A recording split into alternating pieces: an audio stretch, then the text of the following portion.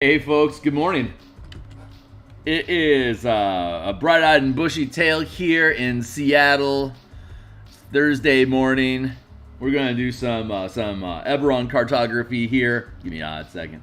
Check my signal. Eberron cartography. Hey, great. Okay, great. So hey, if you follow me, how'd that do?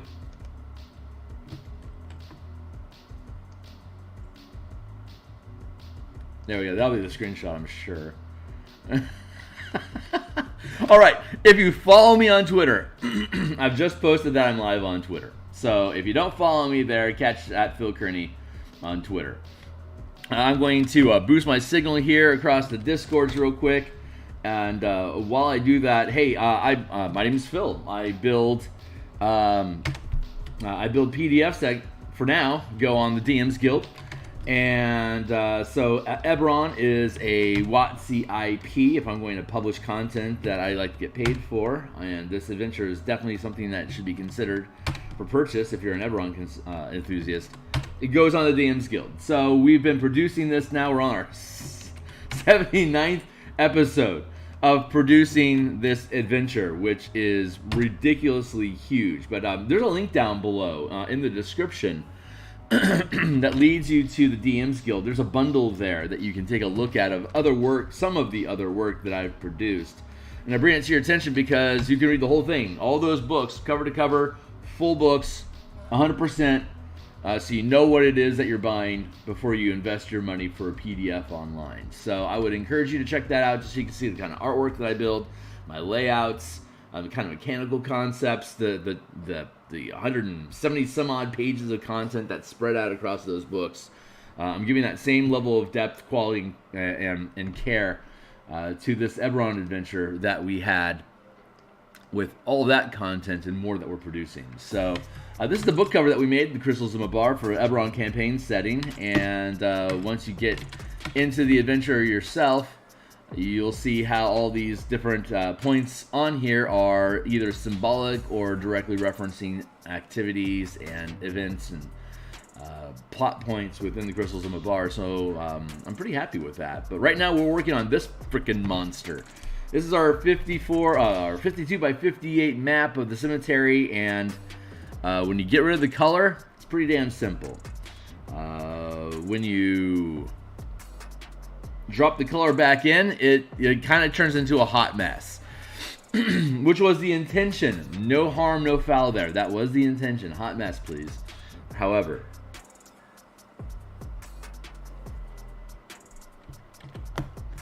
I want to clean it up a bit. So what we're going to do here is we're going to go with our water. So we've been building little puddles of water in all of these open graves that we get to come back and texture some more with. But for now, what I want to do is I want to try to clean this place up a bit by adding some more puddles like this, so that the eye has something, that the color shift. I reckon the color shift is going to make it easier for color people to rest their eye on the color change and the change in texture, so it's more easy for you color vision people to digest the image.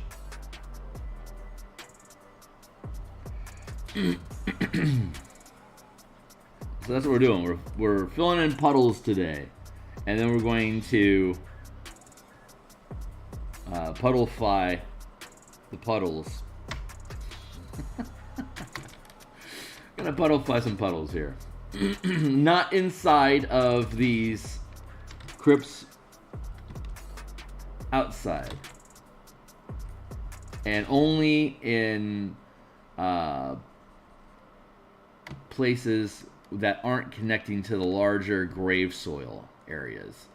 Like I can't make a puddle out of this because the water would flow naturally into the grave soil areas, and either into each individual grave, or like in the instance here, it would flow into the actual grave moat that we have here. So the water is only going to go to areas that are outside, because there'll be roofs on these will have roofs once it's done. So only external, self-contained puddles of water.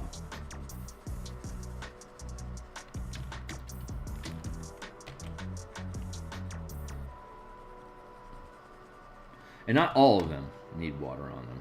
Just like this flows to here, which ends up flowing through these lines here into the water anyway. So that's not self-contained. That's not self-contained. None of that is self-contained. That's self-contained. So we can puddle this. That's a good place to puddle something. Like that.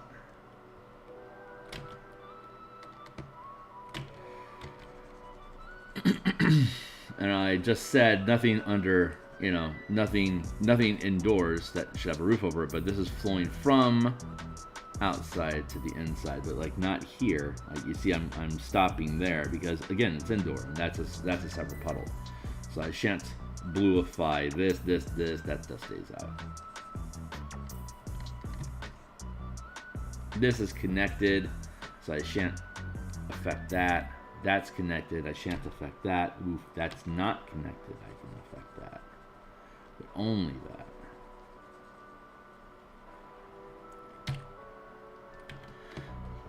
I can do that as well. All right, that should be sufficient. Just to break up that midline to walk along. I just want there to be presence. Just something easier for the eye to rest on, and to see the difference in the soil types. So let's see. I'm pretty happy with that. So that's where we'll work. I added an additional layer of dirt here, but I need to go back in here.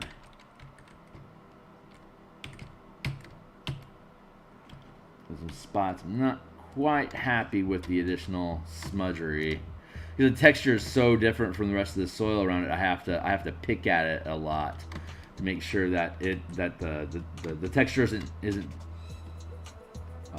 more granular. It just needs to be more granular so it doesn't look like that. That looks unnatural, like and unnatural as in like it doesn't integrate properly with the rest of the texture and tone of the piece.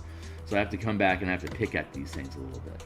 But the brush, the eraser that I'm using is large enough that it just leaves lots of like puncture holes in the middle of the pattern that I'm using, so the overall effect gets to darken up a bit, which is exactly what I was looking to do. So I just got to look for like anywhere the pattern ends unnaturally. I get to go in here and like blop, do like yonder. Some patches it looks okay to have that stuff like here and here. It looks okay, but this is a realistic resolution. Actually, this is what is this? 95%. That's a pretty realistic resolution to have. See, that doesn't look unnatural. That looks like it integrates into the piece properly. So I've properly textured these areas with this darker grit, and but like that doesn't feel natural. So I'm going to chop at that a little bit. That seems a little weird.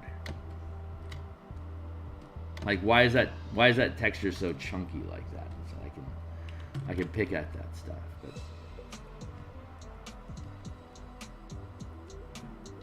only because of there. See, that's too much of a hole there.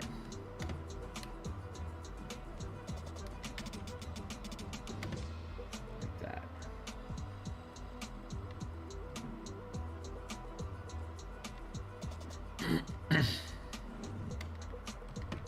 That stuff is fun to do.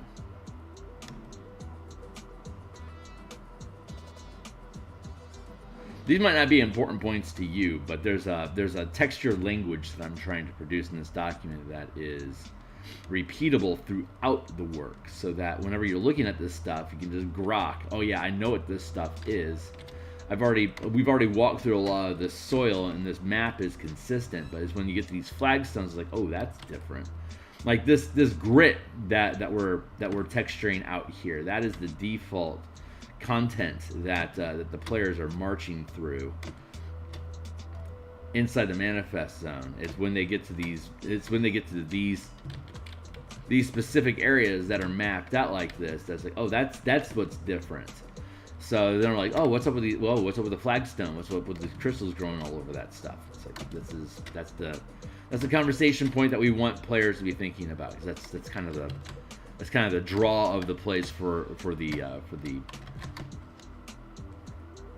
evil organizations that are exploiting this area in the first place. So I guess I'm gonna break that stuff up a bit. There, not bad. That looks good.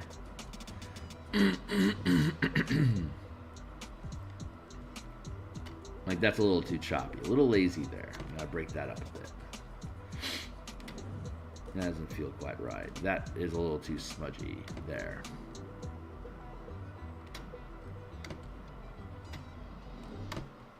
I think this stuff looks cool, man. I'm happy with it. Go back over here like that.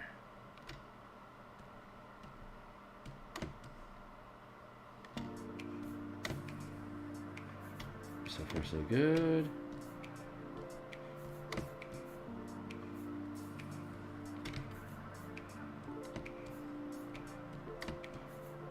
Boom. Ba-dum.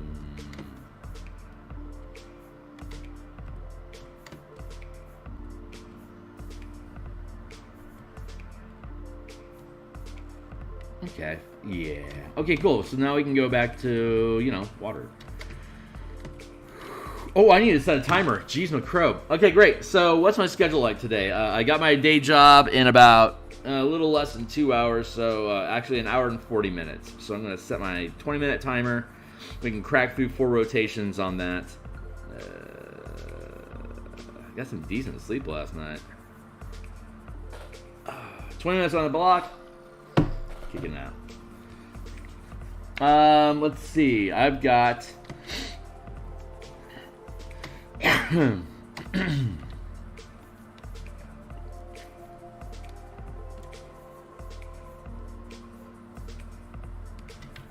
We'll be doing this for the next couple hours.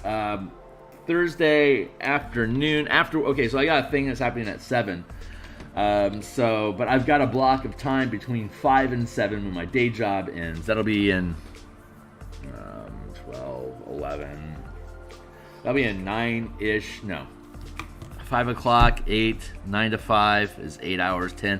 In about 10 hours, I can jump back on. I think what I'm going to do is, I wanted to do Eberron specifically here in the morning today, because this evening I've been getting edits back for the Spelljammer Combat and Exploration book that I've been working on. And as I'm going through and approving edits in the Google Doc that we're using, I'm noticing where I was a little too trite on the mechanical details. Adam's doing a great job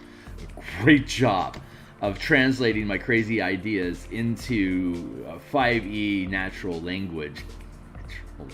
For God's sake, Cobalt Press or whoever it is that creates the next Paizo, whoever creates the next 6e Pathfinder, or I guess 5e Pathfinder, whatever it is, the thing that we're all eventually going to go to after we're tired of Wizards of the Coast and ditch all their stuff.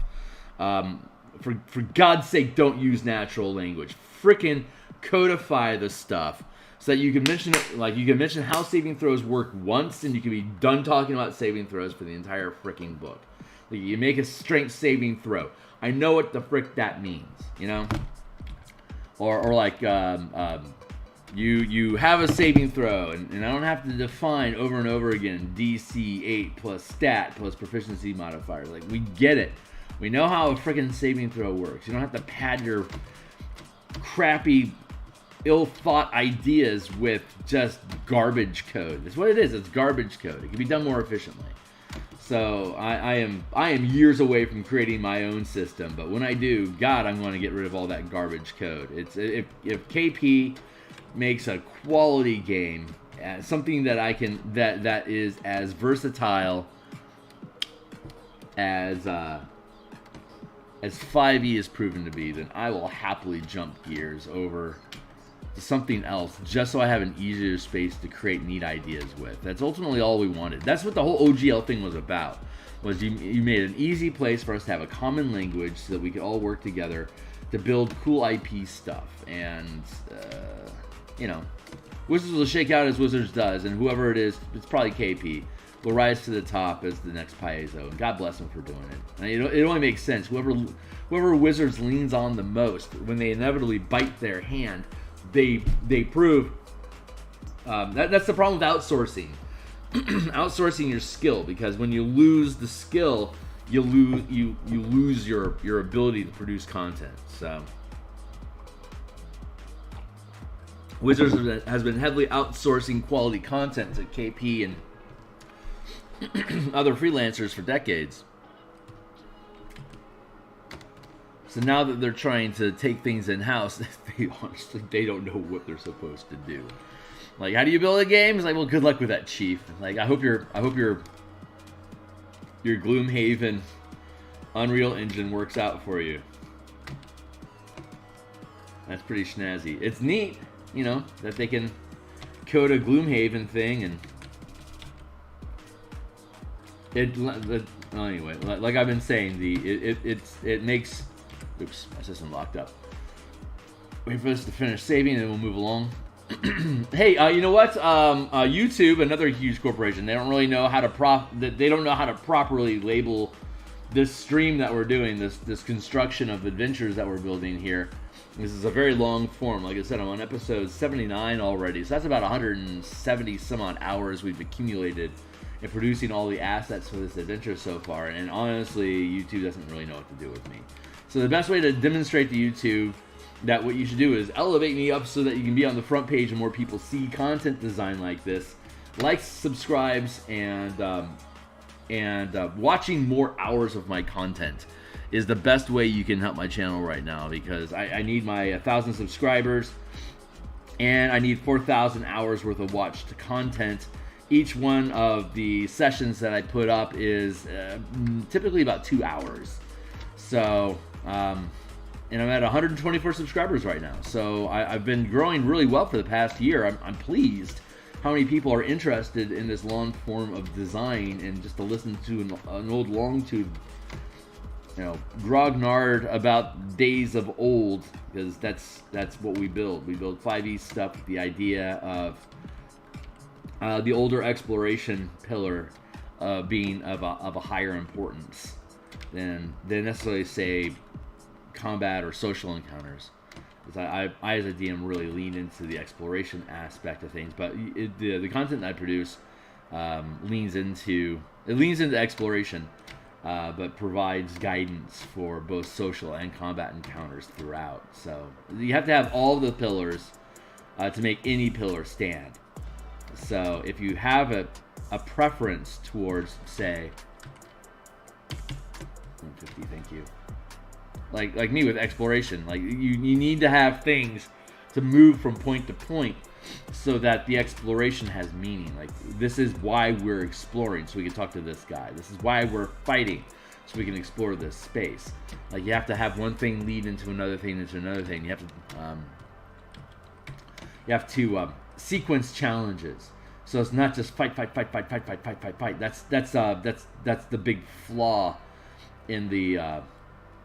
Well, I guess if you're considering each exploration and each conversation as separate encounters that you can acquire XP from, then the 8 encounter a day motif that is suggested in 5e's Dungeon Master's Guide, that can remain viable, even though you may be like one of those like pivotal fights once per 4-hour sessions. But you stack up your adventures with conversations and exploring and poking at stuff and sleuthing through things. Most of that is exploration. And then, of course, there's the shenanigans, the shenanigan pillar, where you talk about Monty Python stuff for like an hour out of your 5-hour session, because that's real. Just quote stupid stuff while your characters are bumbling around with their dice. That's part of the social experience, which is why it's a kitchen table game, or why you want to be playing with friends, or why you end up making friends with the people you consistently play with. So you just end up vibing. So anyway, it's pretty cool. I got my ramble on. I'm singing a song. We're just filling in puddles of water. But it also gives us, every time we add in another layer of color, it allows us to find a little bit of flaws that we had left laying around that we can clean up. Like, this is a separate layer, so I can't clean that up yet, but I can when I get to the walls. Right now, I'm just trying to... We're just putting water in puddles. So this is connected so that, yeah, I'd like that idea. I like this area being a large puddle. But the topography doesn't jive. Oops, I'm talking about topography. Do that.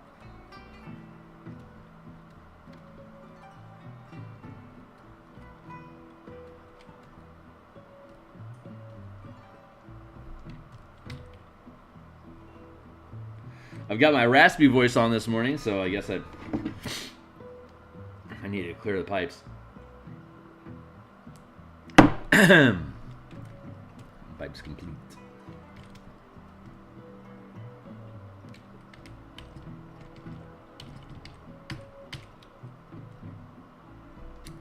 Just like that. Let's go to the flagstones layer. Here.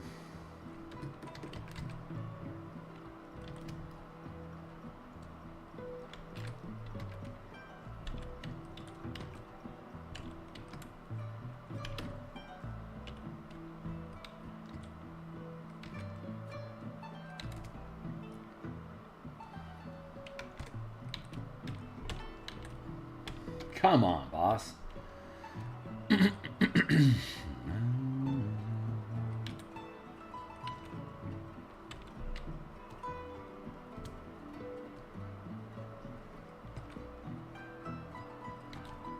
There, just like that. Just like that.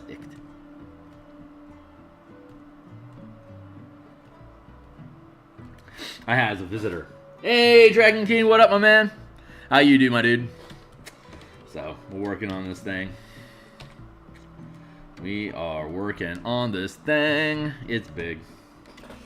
Map's looking sweet. Thanks. I added, today I dropped in, if I get rid of the water here, I had all this gravel texture here between the flagstones, but it feels, I mean, you're not going to be at this scale. Most likely on a VTT, you're going to be like at this level, which I think the topography is pretty clean. I don't think the texture gets away in reading stuff. But I wanted to add in some water puddle here to help just overall distinguish movement from the edge of the entrance through to the crypt in the middle. And of course, this will have a roof on it, so there can't be puddles inside here. But I want to, yeah, right. So right now, all we're doing is we're adding that color texturing. Like if you've seen the other map before, I'll pull that out just to brag at it for a second. But map's looking sweet. Thanks a lot, man. I appreciate that. But yeah, we're doing colorization right now, and we're doing this swirly burbly effect. I just love the black and the blue. Feels very demure. So that's the same kind of bubbling we got going on here. And then, oh crap, it locked up for no freaking reason. Get out of my life. I'm gonna open that up again because I want to brag on the tunnel again. You've probably seen it before, but I'm doing good. It just started. Just about to start work. I keep losing.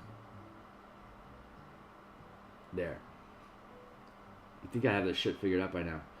Doing some work on a storyteller adjacent system I'm brewing. What about you? What's up? Hey. Oops. Well, you know me. This is. Did I? Oh shit. I need to blap. There we go. You need to be able to see more of the map stuff I'm doing. So I needed to switch out my windows. Thanks for that. So yeah, this is the greasy water, oily effect stuff that I've been making for this tunnel. So I'm taking the same language and I'm translating that burbliness to these grave moats, and each open grave is also accumulating puddles of water. So right now, I'm just adding the lighting sheen in, and then I can come back through and I can do like little blurble effects like that in this thing. But I wanted to get just a general like sheen of lighting on all these graves initially, so that there's like there's a base that I can then warble on top of. So the first thing I'm doing is coming through here and I'm shading out all these graves, and they're very simple, but it also allows me to find all these little fingers color, since I'm hand drawing all these maps, there's instances where like little artifacts like that can poke through and muddle. So doing this multiple layering is allowing me an opportunity to find where the flaws are at, and I get to build this out. But yeah, so what am I doing? What do I got going on? Well, I stream a lot, and so the 3 books that I'm currently working on is obviously the Eberron adventure, Crystals of Mabar, and it's coming along nicely, and it's about, I think it's 2/3 the way through edits. Stuart Braz is editing the book, so it's gonna, and he's just absolutely killing it. But we're gonna keep doing. I suspect these maps will be done by the time the editing is done, so I can then take the finalized transcript and drop it into Word, and because I do all my layouts in Word. So, such a hack. But yeah, I use so we'll drop the document into Word, and we'll do all the layouts there, and then we'll export the pages once they're laid out. We'll export all the pieces so we can use Photoshop to drop the artwork into the pages, and then we'll reload the background with the artwork into Word as background images on each of the pages, and then we'll fuse that into a PDF, and then since it's Eberron, of course, we'll publish it on the DMsGuild. So then the Spelljammer Combat and Exploration book, that's actually what I was attempting to talk about, so thanks for asking. Yeah, so I've got a thing at 7 o'clock tonight, which is in about 10 and a half hours. So instead of having my my art stream from 7 till 9:30 tonight, instead what I'm going to do is from maybe 5:30 till 7ish. I'm going to crack open. I got some more edit revisions from Adam Hancock for the Spelljammer Combat and Exploration book that I've been working on.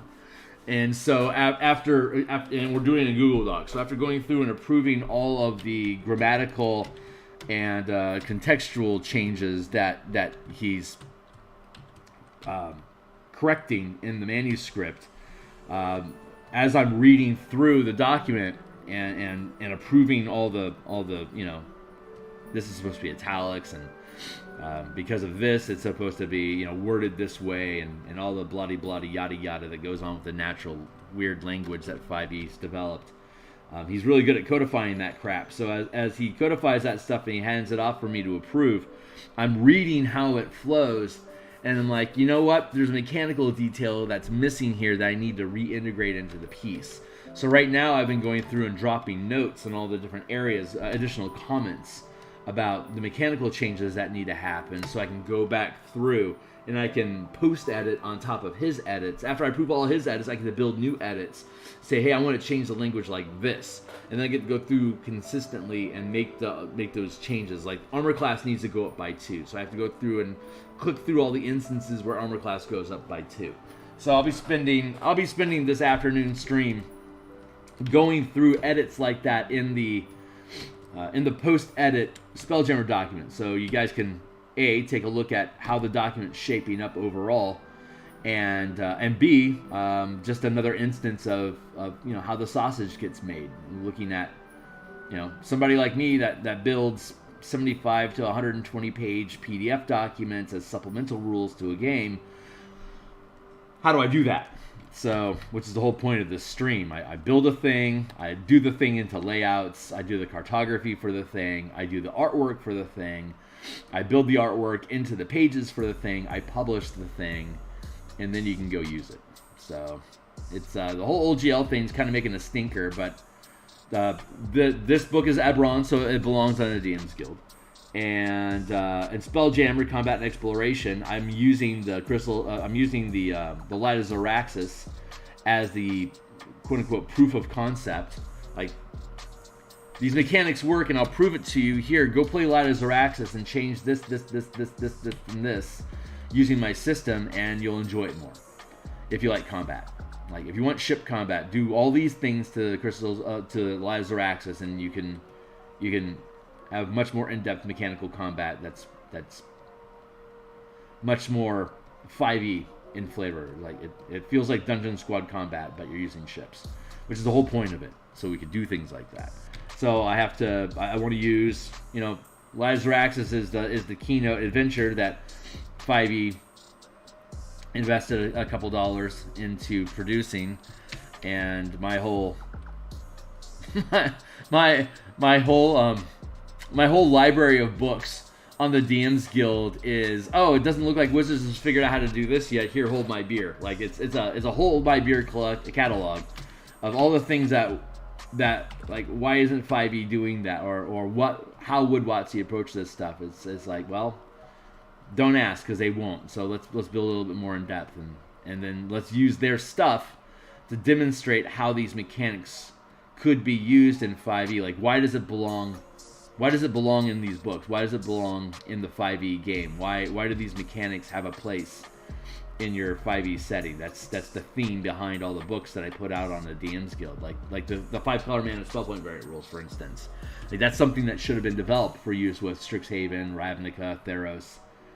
And by should, I mean, boy, that really would have made the fans of both MTG and D&D like me squee with joy that they created a color mana system that you could use with 5e combat, or just 5e games in general. But it takes a lot of effort to build something like that, and so they didn't. So I'm like, oh, okay, well, if they're not going to, I will. And that's kind of been the theme behind all my books on the DMs Guild. Like, these are things that Wizards could have built, but they didn't. So, hold my beer. I'm going to build those.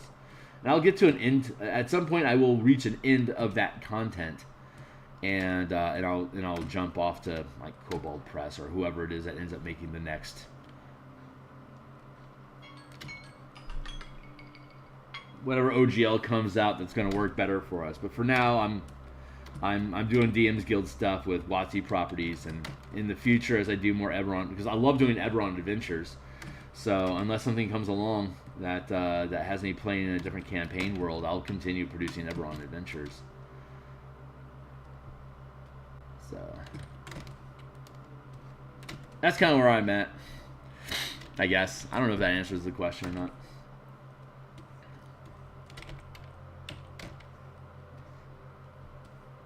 Let's see.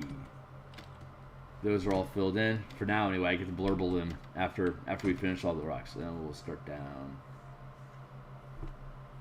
Yeah. Double checking. Good. Yeah, I already committed myself to pretty much doing DMs Guild work for the next 2 years, and at the end of it, I'm going to have a pretty big library of around 500 pages worth of content, of unique mechanical designs to help add tools, subsystems to existing campaigns, or to build your own. And at that point, I have the freedom to move on and integrate all those things into a new language system, a D20 system. Presumably, it was going to just be OGL, but obviously that's going to change. So I'm not sure what system. I'll use a D20 system of some sort, because I'm a big D20 enthusiast in general. I've done World of Darkness, and I've played a lot of Shadowrun in the past. So I've done a lot of dice pool games where you get a bigger and bigger fistful of dice, and you throw the dice, hoping one of them is going to hit the target number that you need, and however many of them do is the way that you measure the success. Like, the number of dice equals success versus target number. It's an elegant system, but I find, me in particular, with my visual problem, if I throw a fistful of dice, it takes forever for me to tally them up, because I have to hunt and try to figure out which dice does what. And I know that digitally, accumulating successes and just reporting number of successes may be easier to do, like, say, in a VTT or something. But just the actual experience of doing it is something that I've always tolerated for the sake of the game that we're playing, but it's not my preference. So I'm staying away from dice pools. I like the D20 mechanic because I'm an old school D&D gamer, and Gamma World as well used a D20. So I could go OSR with most of my games. I mean, I have a very OSR mentality about how to play games.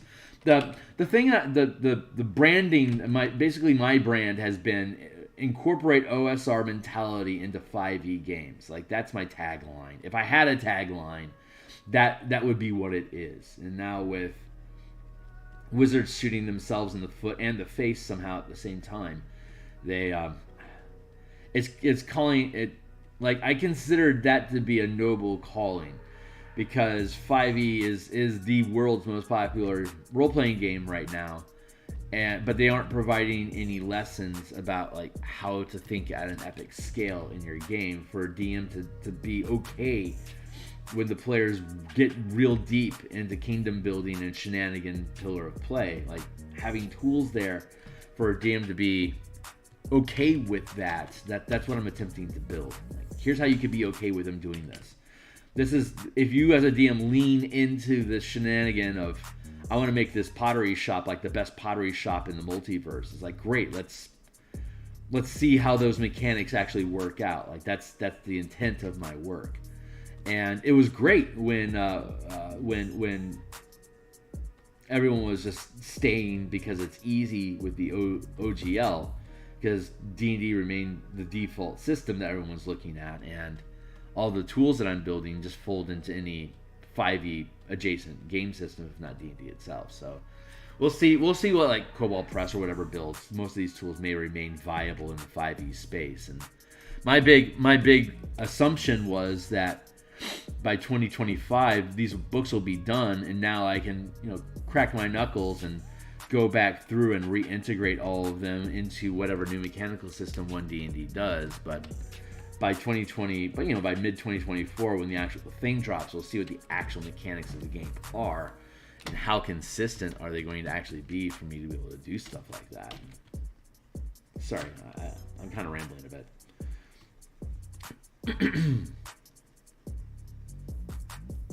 That's the thought behind it anyway. That's what I've been thinking about for the past few weeks. Like, how do I proceed with all this crap? And I think my big solution is just stay the course, build the thing. It's if anything else, it's a portfolio that my team is going to get paid for me to show off. So DMsGuild isn't changing at all. For now, anyway. That may all change. It could just be that Wizards is waiting to pull the rug out from underneath OBS as well. And if that is the case, undoubtedly KP will have or whoever will have a replacement OBS in place. And if I gotta jump ship, I'll jump ship. But theme has always been give unto Caesar what is Caesar's. Spelljammer sucks, cool. Let's build a better Spelljammer book. Spelljammer's their IP, fine. We'll publish it on their platform. It's a place where people go to look for Spelljammer stuff anyway. So it's not like it's a bad idea to be there. Eberron owned by Wizards, sad, unfortunate, but okay. So we'll publish the stuff. I love Eberron, so we'll publish all Eberron stuff on DMsGuild, and that's fine. We'll have to see how their fan content policy changes to see how realistically I can transition over to just publishing stuff on Patreon. That's also something I've been looking at. I have a Patreon page. I think maybe I have like a subscriber. But I don't really offer any perks on the channel either, so there's not much reason to go there. But I'll eventually be using Patreon for stock art. And no matter what happens, I can still produce artwork. But I moved into building projects like this in the first place is because as a freelancer, I couldn't find anyone willing to pay my hourly rate for me to produce artwork in the first place. So I'm like, well, I better be my own art director, so I can at least, if I'm not getting paid what I want for my artwork, that's my fault for not building a book that's good enough to absorb the cost of the artwork that I dump hundreds of hours into producing. So that this production process is me learning how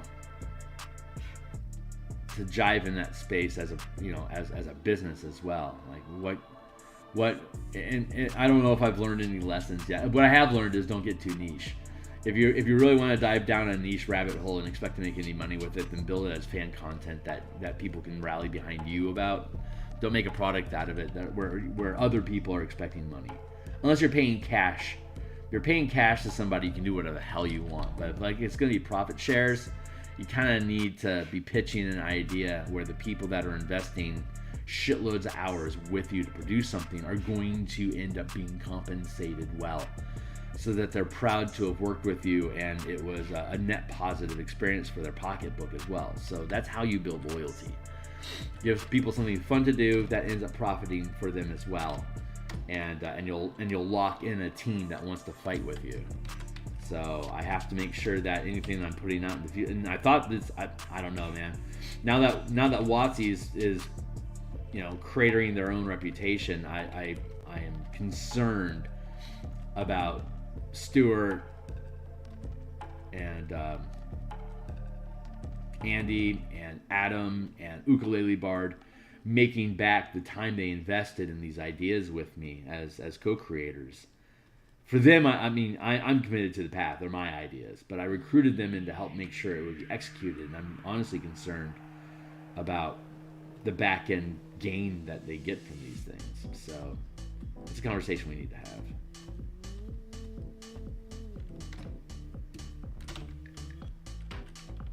So I'm doing all these self-contained graves first because they're small and they're easy just to snip at.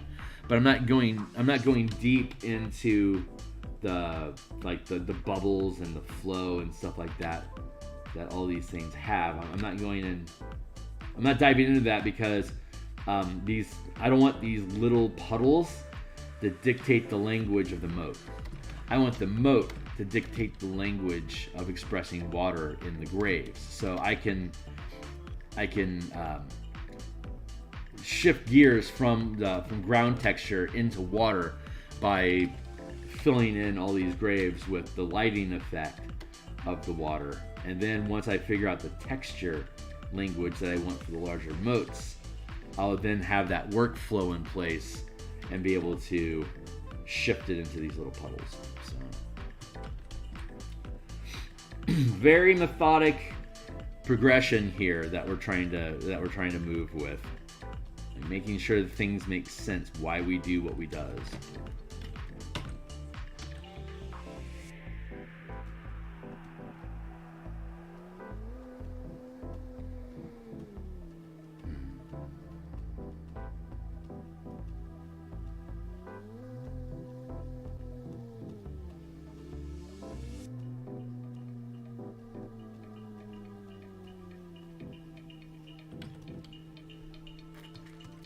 I don't know if any of that was interesting to listen to.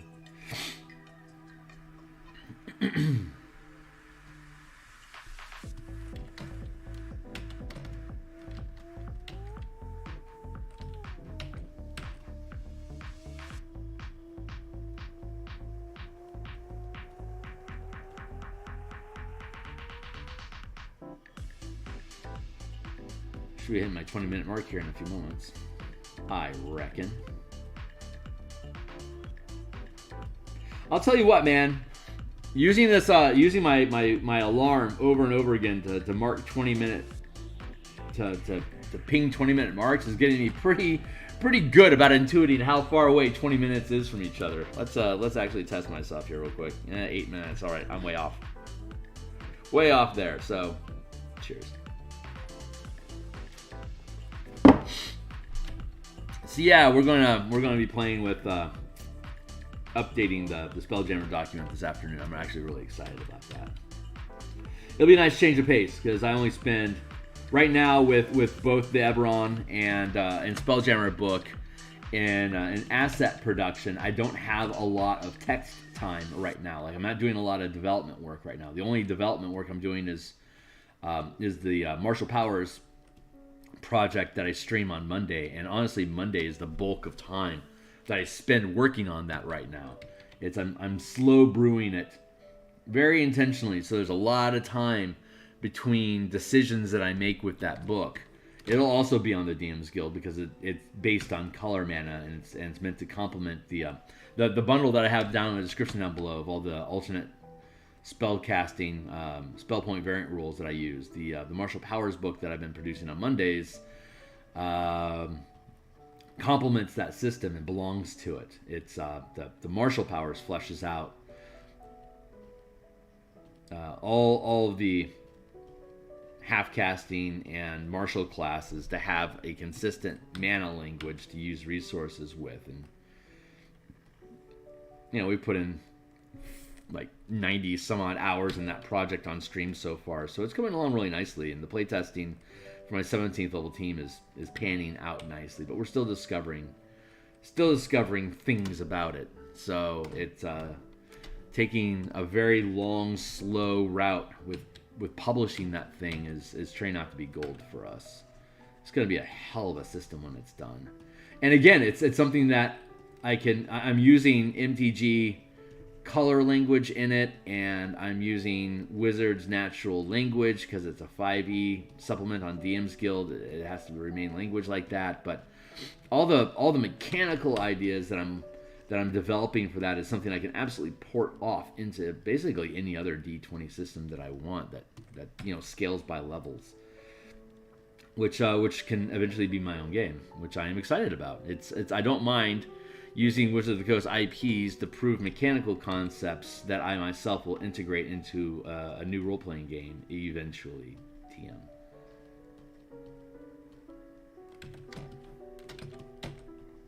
So, pretty exciting.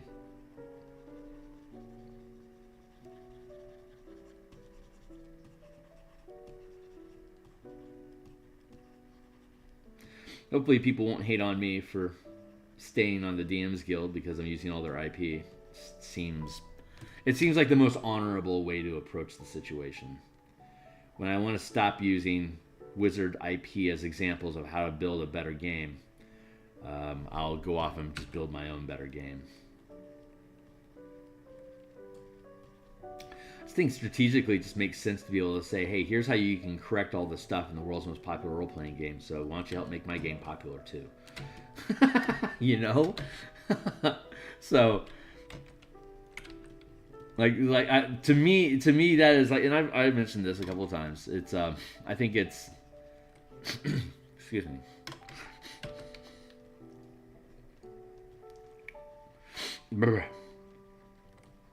it's one thing to build a new mechanical idea. Like your role playing game is just a set of neat ideas until you build an adventure designed to use those mechanics, and that's proofing. That's proofing your concept. Oh, and character options don't really have. Like you can build sample, and that's what I do on my stream is I build sample class kits. Like, how would a character use these systems, these player-facing systems, these character augmentation systems to express a character, to build a character, and I provide examples in my books of how you would do that, and so I can provide a proof of concept inside the book using a common language. Hey, we're building a character here. Here's how it looks using color mana. But if I'm gonna introduce something like spaceship mechanics, I kind of have to have an adventure where you're using spaceship mechanics to prove that the spaceship mechanics work for the adventure. If I don't have an adventure, like, that's the problem with most mass combat systems that people are publishing for 5e. It's like, prove to me this thing works. Show me how it's fun. And as far as I know, I'm the only guy that's actually doing that. I mean, MCDM, I guess, probably, they have a lot of ravenous playtesters that are on his Discord, but I think maybe I think he has a scenario that he built in his Strongholds and Kingdoms book or whatever, which is okay for a sample, like here's how these mechanics work. But I want someone to act like Kingsmaker, like Pathfinder Kingsmaker is probably the best example of this. Like, here's a system on building a kingdom, and we built an entire adventure path around you doing that, so you can see how all these mechanics flow into the game for you as the DM using this system. Here's how that works. Like, that's important. That is if it's a subsystem that affects the game as a whole, not just character options, you really need to have an adventure of some sort that is going to flesh out, hey, here's how we're implementing all these mechanics, which is why I put these things on a DMsGuild, because I can not only prove, hey, here's how these mechanic systems work, but I can fix the shortcomings of those systems, like the Squads and Armies book that we'll put out. We're going to use Dragonlance as the proof of concept. We're going to eliminate the need to buy the board game, and we're going to create a common language between the board game challenges and the battles that are inside the actual adventure itself for the 5e book. We're going to fold those together into mass combat challenges that complement the actual adventure in the published, like the actual published adventure text. So all that stuff works together, and you never have to stop playing 5e to, complete the. See when that mouse moves like that, it locks up, so I have to change. So anyway, that's me rambling a lot about the subject. Might be more than anyone ever asked. But I guess that's what's on my mind this morning, so this is what we're stuck talking about. Sorry, guys. Hey, you know what? I'm going to pay some penance by putting coffee in my mug. So give me a hot second. I'll be right back. Making Christmas. I got this mint cocoa chocolate from Whole Foods. Not Whole Foods. It was Home Goods. Home Goods, the source of import coffee and specialty coffees. I love me some Home Good coffee.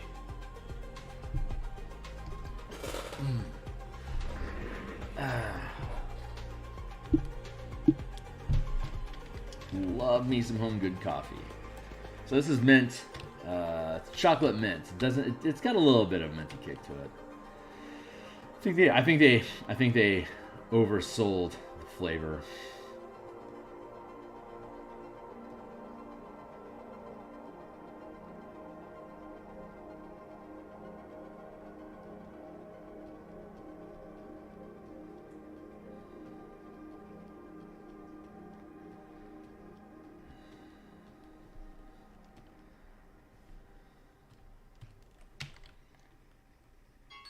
Hey, timely timer. Let's keep in time. Still got 40 minutes left on the block.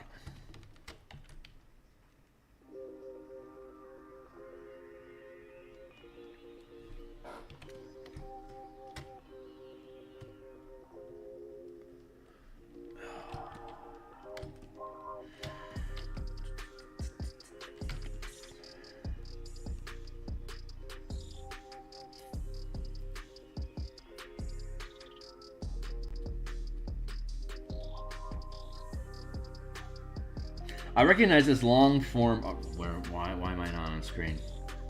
Hey guys.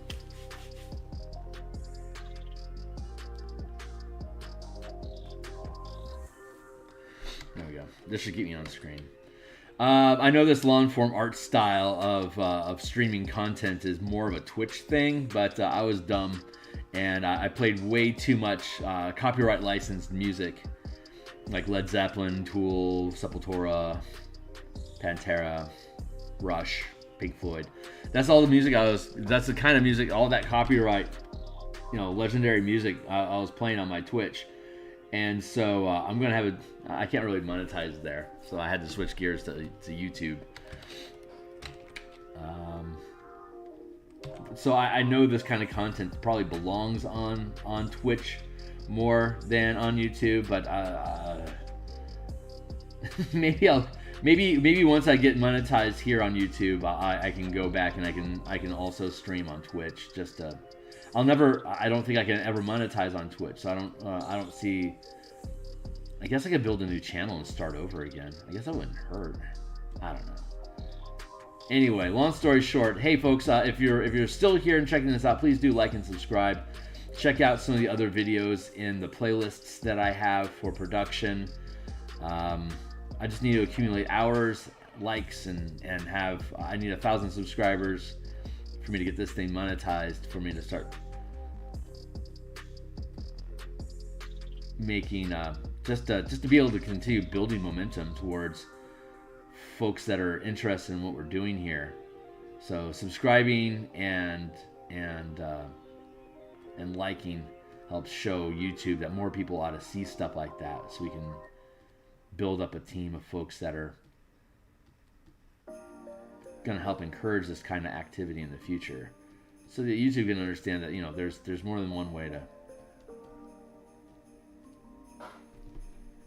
There's more than one way to rock, I guess is what Sandy would say. How are we looking here? All right, well, we are definitely going to finish all these graves before my time is done for the day. That's good. What are you trying to do here? Update radio install. You know what? I don't give a shit.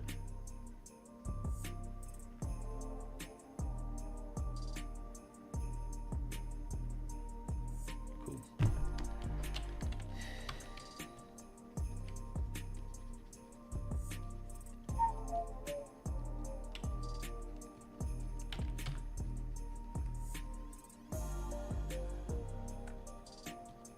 I don't know. I'm so emotionally burned out over all this OBS stuff, or this OGL stuff, that it's kind of has my conversation points on these. It's what I'm thinking about a lot. So I think I ended up tangentially talking about it unintentionally a lot here recently, and I'm looking forward to that all just stopping. So I just want to get back to being free in my head.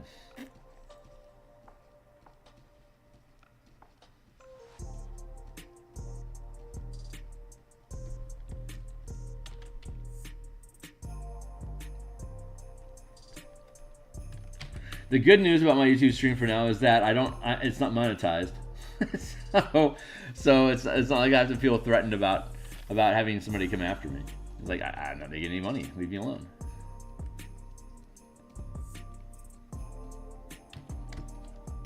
I really gotta stop thinking about that stuff.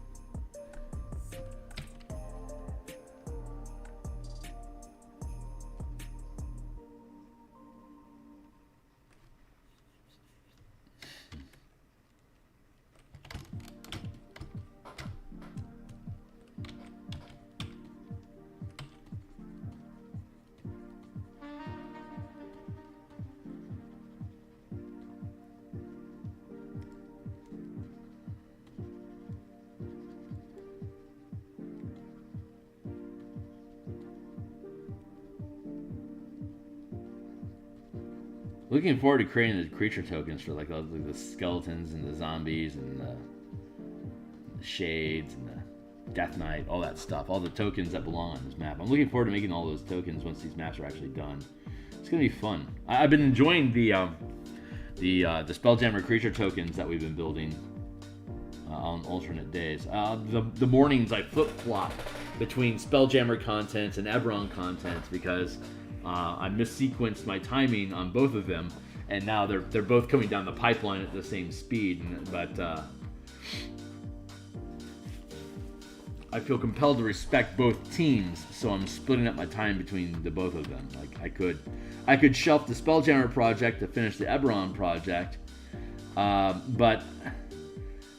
or vice versa. But I feel like I don't feel like I'm disrespecting either team by working on both of these, because both of them, like I don't have the will to work on Spelljammer this morning, but I need to get stuff done, so I can just switch gears to working on Eberron this morning, and I can, like I said, work on Spelljammer this evening. I can keep pushing both projects every day, and considering the timing of the edits that go into the work, it's I'm not really missequencing.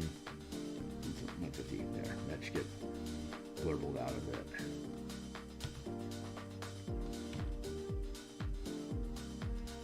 Cool.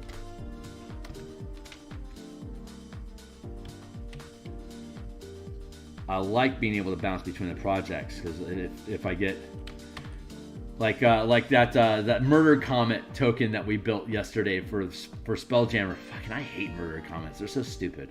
But it's something that's relevant to the book, so I had to make the token for it. And building that token pissed me off so much that I was like, I don't even want to work. I don't want to do Spelljammer artwork this morning. It's like, screw you, Murder Comet. So that's great. That just means I get to switch gears and work on Eberron for a bit. But like, if Spelljammer was the only project I was working on right now, boy, that would suck to have to pick up the pen and keep pushing the bar on it. Like, I would move to another project anyway. It's just this one happens to be the one that I've organized to work in tandem with that one. So when I get sick and tired of pushing pixels to build puddles of water in this stupid cemetery, I can again switch gears back over to Spelljammer and work on ship tokens. So it's fun being able to bounce between the two projects, and honestly, I need that to be able to maintain momentum so I don't get demotivated and crushed from the weight of the scale of these projects. I keep telling myself I want to work on smaller projects, and every time I do, I find a project like, oh my god, this is awesome. And I start building, and it ends up being, 90 pages. I'm like, oh, you gotta give me a break here. Like, when do I get to finish making these huge books so that I can just start doing some simple shit, like some small, simple freaking shit? Give me.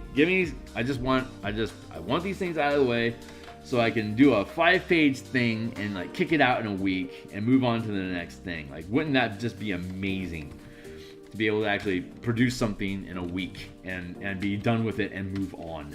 Like, I haven't done that since Nature's Ally. Even Spellpoint Warlocks is like 15 pages.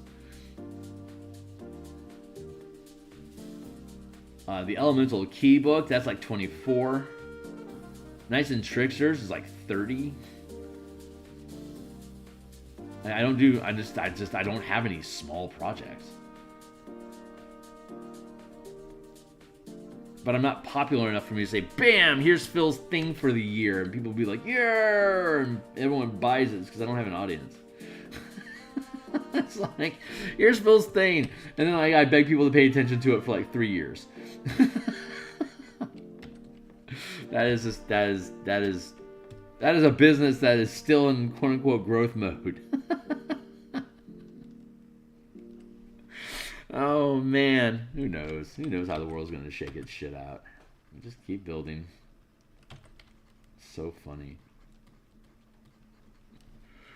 I watched Bullet Train last night. Oh my god, that film is funny. That is what a it's like I compare it in level of quality. I would compare it to like say Lock, Stock, and Two Smoking Barrels or Snatch.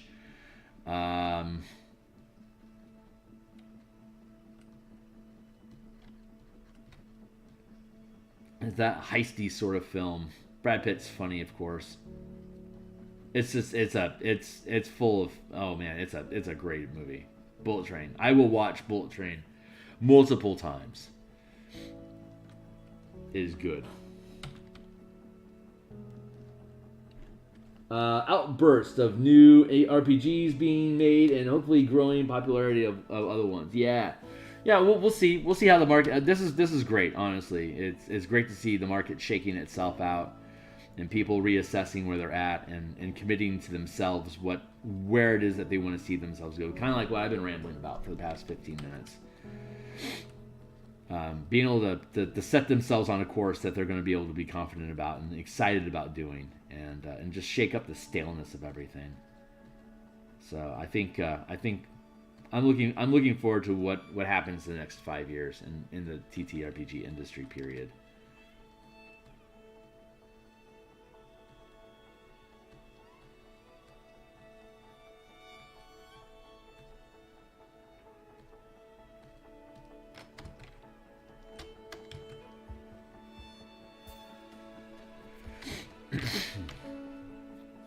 Oh, well, here's some gravestones I haven't colored in. How exciting! Hello. Walls. Let's grab some wall color and fill those in real quick. Hold on.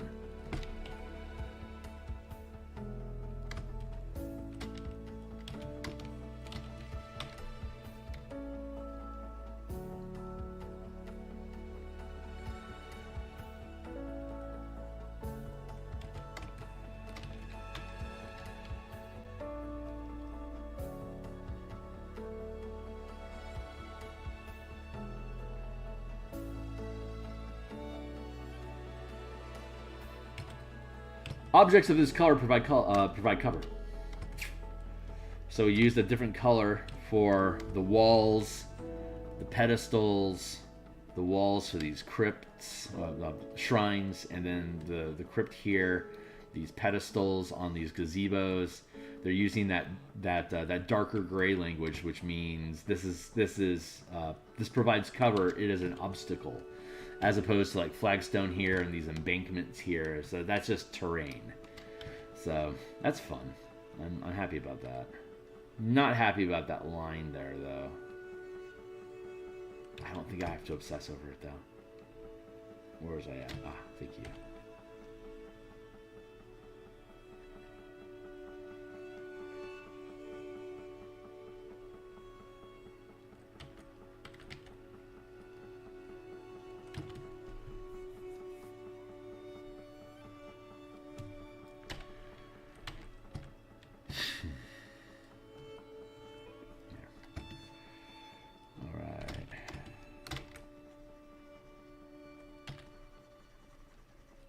Almost done with these puddles. So much. It's such heavy lifting. God, it's just map production for adventures are amazing. They don't make a lot of money, but they take a fuck ton of work to produce, which is why I chose Eberron. Eberron is by far the most popular setting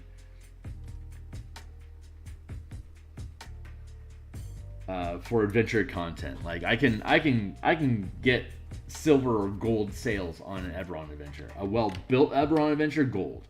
A poorly built Eberron adventure, silver at least.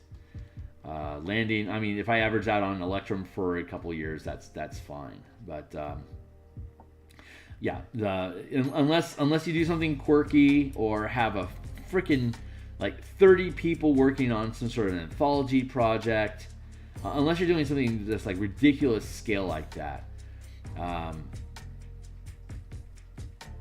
it won't sell unless it's Eberron or an anthology project.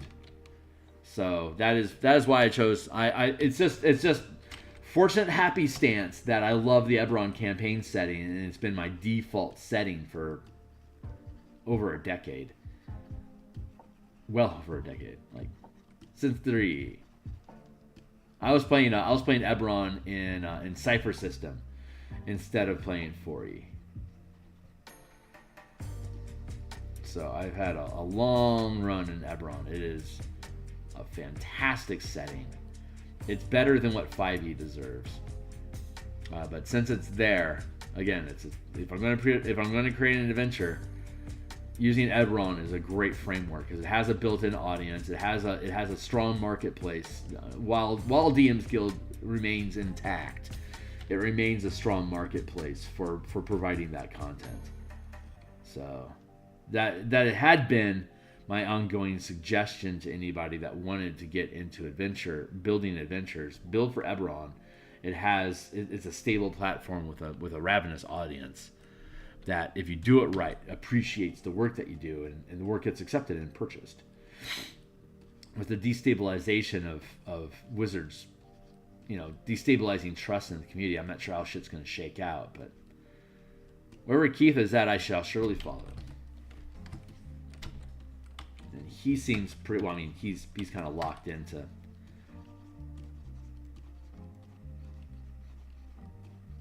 working with unless he just goes to fan content and only produces on his blog and doesn't actually publish any PDF content for Eberron anymore. He's kind of bound to Wizards like by the hip. That's the deal that he made, but he's been making out like a bandit for decades now, so and he deserves it. Keith did a great job. Eberron's awesome. I'm going to drop the opacity. I'm going to drop the strength on that smudge so I can make it a little bit more hazed out.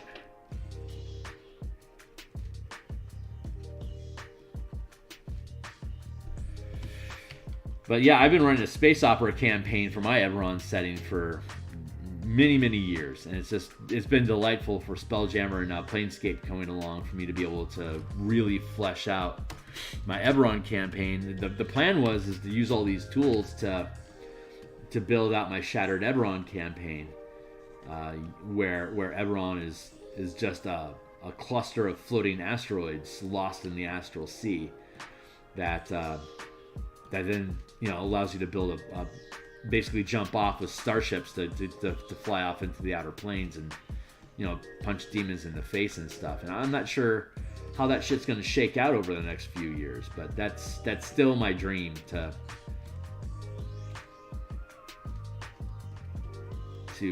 complete that mission.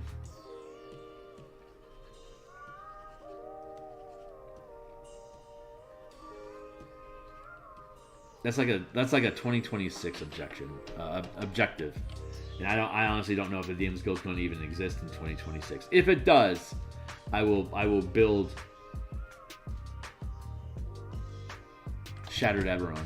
That will be a campaign setting that I build. I am thinking though that that my Endless Days Groundhog time travel campaign, it's in Eberron, but it doesn't hinge on it. It's the subject matter is system neutral enough that I can export that into whatever replacement OGL exists. So that will probably be my first. See, I want it to be Eberron because Eberron has a built-in adventure audience, but I think a time travel adventure Groundhog's Day heist type toolkit would serve pretty much any system that it gets implemented with. So by 2025, when all these tools are off my workbench, and I'm looking at, like, we're level 17 in that campaign right now, so it's probably going to come to an end in the next 6 to 8 months is what I'm anticipating. At which point I can then start consolidating those nodes and start building organized subsystems to be able to mechanically describe how to run a Groundhog's Day campaign for 5e play.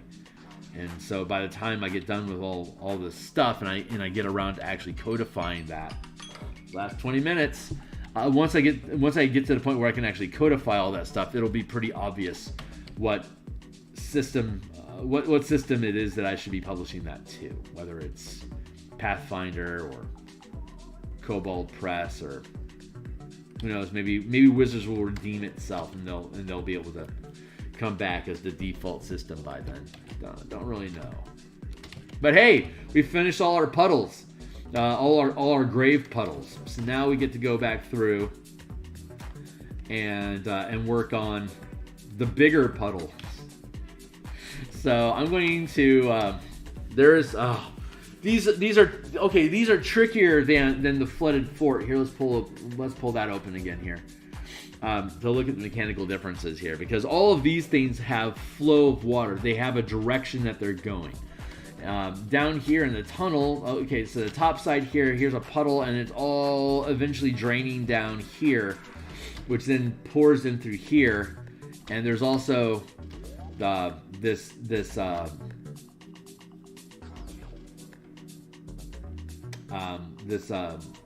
pit that has water flowing into it as well, that then flows here, and then you can crawl underneath the garage door that's stuck, and it has like this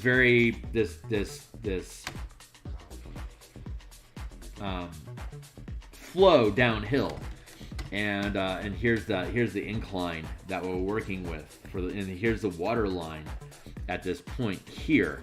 So this water flows from the front door down the line until it hits its accumulation point, like it was down here. Just it built up over time, so this is where we're at now. And so this is the language that I developed for the water pouring in and then stagnating at the end. So I'm thinking this bubbly blurbly effect is probably how we're going to end up at. Like a mix of gradation. Like the gradation was great because the gradient helps point to what direction the water is flowing. But I don't have water flow in the other map. So it's we have to develop how this stuff looks, and that is our current endeavor to figure out how to express this stuff. And I think what I want to do is start thicker at the borders, like any little pocket area here. I think that's where my emphasis is going to be. We're going to wherever there's a pocket, like these corners, is where the water has a chance to stagnate. And then we can use our gradient to pull out from those corners into the thick of it. I think that's how we want to start.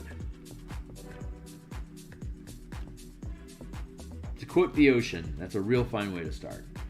So that's what we'll do. We'll start there, and then we'll figure out where the path takes us. And once we see where that path goes, then we'll be able to drop in those same steps into these little individual grave puddles.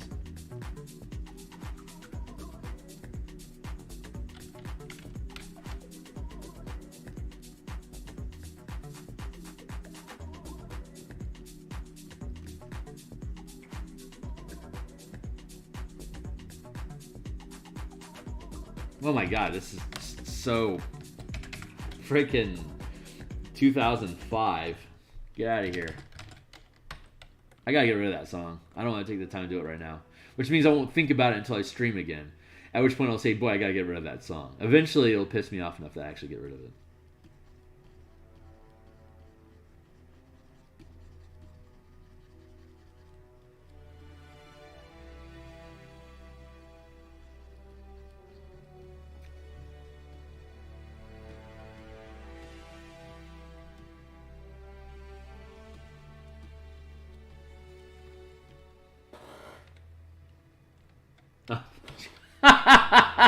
Thanks, Dragon. My New Year's resolution was by July 4th to be in the gym, exercising 4 days a week and cardio 7 days a week. And I can already feel my body is... I do a massive time delay on when I make a commitment on something. It's not like starting tomorrow. That's too cold turkey for me. I can't do that. But what I can do, and I talked about this a couple sessions ago, what I can do is I can set a promise to my future self of like, I'm going to be this guy. This is the kind of person I'm going to be by this date. And I can set the clock on that, and every day that goes by growing towards that date, I can remind myself, hey, you can be whatever you want, but by this date, this is who you are. And my body responds really well to that. It's already wanting me to do, like, walk more and to exercise. I can feel my body is anxious to fulfill that resolution. But the more I push it back, it's like, no, you can just... you can go for a little bit of a walk, but you're not pushing yourself. That's not the goal right now. The goal right now is just to introduce the idea that this is a lifestyle shift that I want to make. And to every day I think about it, project onto myself, who am I going to be? How am I going to spend my time? What's the kind of commitment I'm going to have? And where's the joy going to be at in that process? So that by the time that date actually arrives, I am chomping at the bit to begin. And to stay on with it. It worked great for smoking. Like, it worked fantastic for smoking.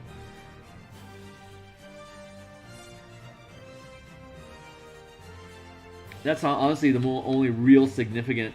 I think that's the most significant thing. Like cleaning, doing laundry twice a week. That was the same process I went through with that. Cooking for myself every day instead of ordering takeout. That went through that same process as well. But I bounced back and forth on that one. I had once done so for caffeine, and it worked for about 3 months. And then I got into...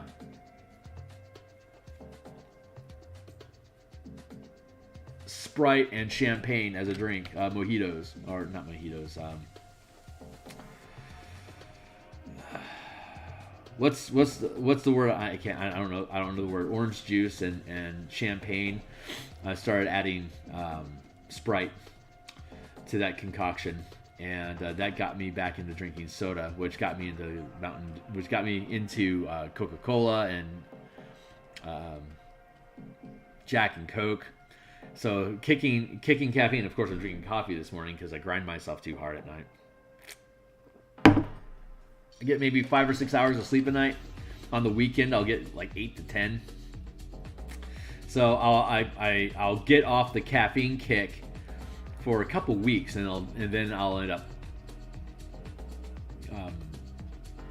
getting addicted again, just because I don't give myself enough sleep at night. So if I could ever get myself to a place where I'm sleeping regularly, the only way I'm going to be able to maintain a 7-hour sleep cycle is quitting one of my jobs, and I sure as hell don't want to quit RPG production. So I'm going to have to quit my day job eventually.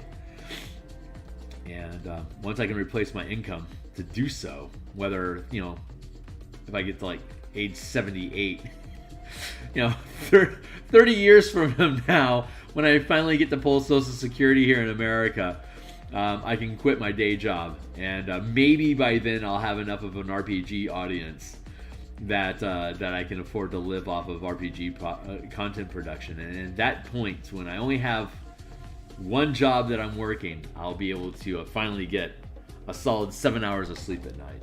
But it's gonna be a while. It's RPG is not a fast path to financial independence. Do not kid yourself on that sphere. I'm going for the smaller puddles. I'm working my way up into bigger puddles. So I guess if I'm working smaller to bigger, I should probably hang out over here and fill these puddles. Yeah.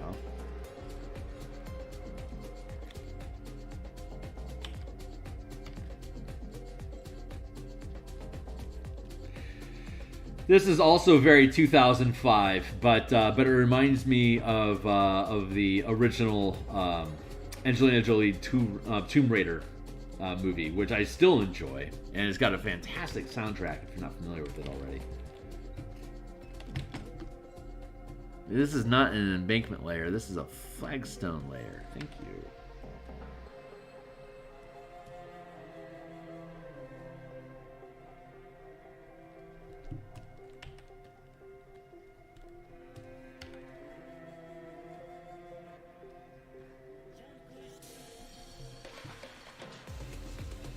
Bop, bop. Bop, bop. Where do we go? Here. These little niggly bits, I gotta get rid of those things. I like doing this. This process takes forever, but it's incredibly satisfying. Where's that? Oh.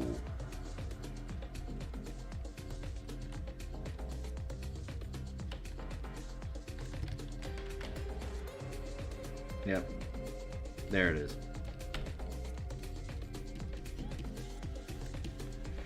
Thank you. There we go.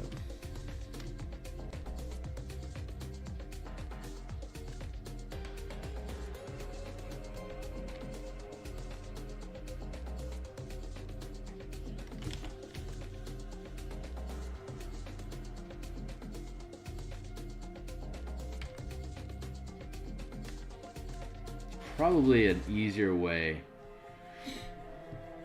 to do all of this. I don't know what it is yet.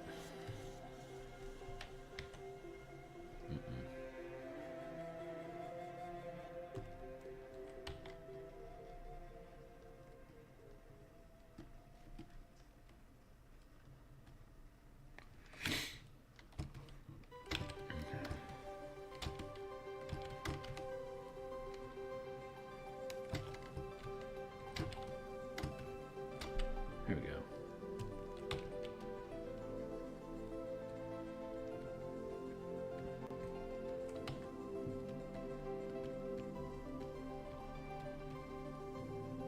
There we go. See all the little sloppy little bits that overflow. I'm sure if I was using vector or something, this would probably be, I don't know. Well, I couldn't do this with vector, honestly. So, I'm going to let it go.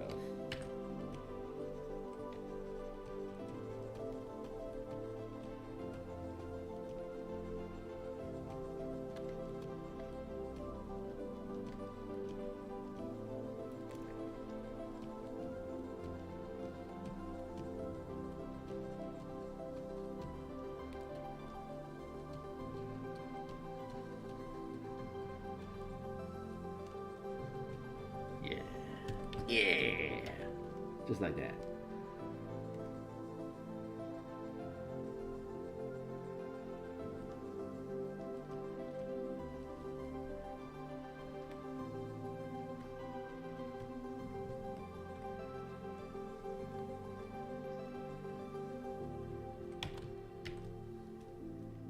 love that stuff. All right, that's looking good. Let's go back through. Don't necessarily know which layer all these bits are on.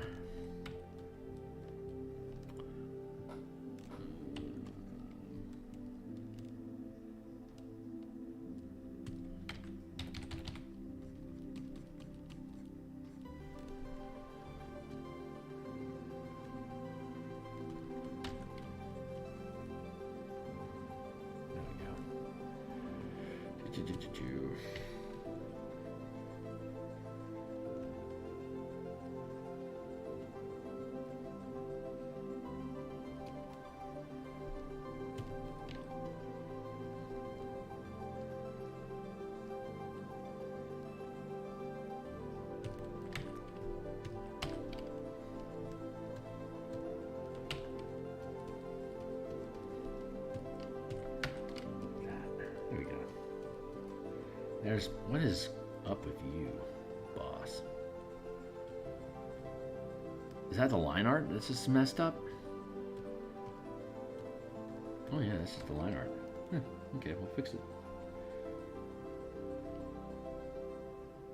Yeah, I don't know how to make this line process more efficient yet. I'm a sloppy, quote unquote, organic style artist. And don't kid yourself, it's just I'm just clumsy. I'm just clumsy and irresponsible, and so my quote unquote organic style has been able to get me pretty far along in the process of people thinking I'm good. But let's not make any mistakes. It's most of it is just me being lazy.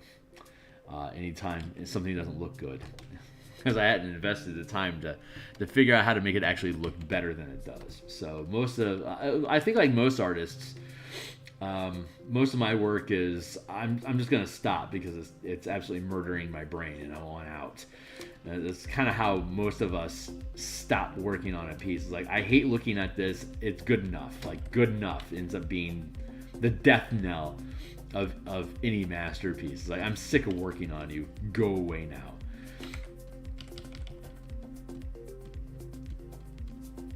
It's worse when you're getting commissioned. It's like, oh my god, I'm being paid to do this and I can't quit. Fuck you.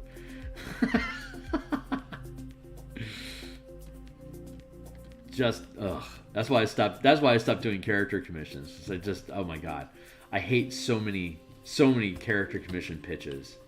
It's like, get your edgelord out of my god. If I have to do another freaking furry, go away.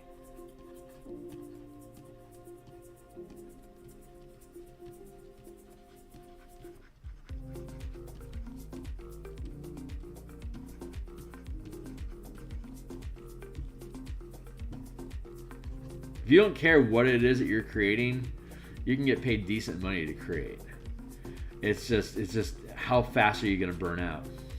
Even if it's something you're passionate about, burnout is a huge risk. Now stack on top of it something you really don't emotionally give a shit about. Like, the emotional investment has to be there to allow you to push through the pain that you're going to suffer for working on a project that takes longer than an hour. Like, once project fatigue starts setting in, your emotional attachment to the project is the only thing that will save you. So you better freaking love what it is that you're investing your time in. Otherwise, it is going to fall to the wayside. And if it's a self-motivated project that you're working on, like building a PDF or something like that, where you're self-funding the effort, it can get lost. It can get quagmired into procrastination forever. That's something that folks really need to keep an eye out for. Like, it is a serious risk.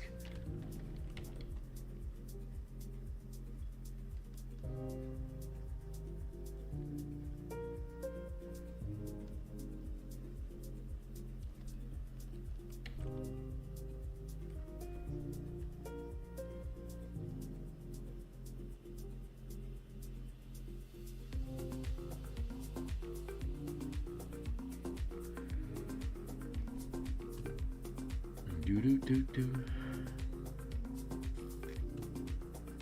Yeah, I see you. Good.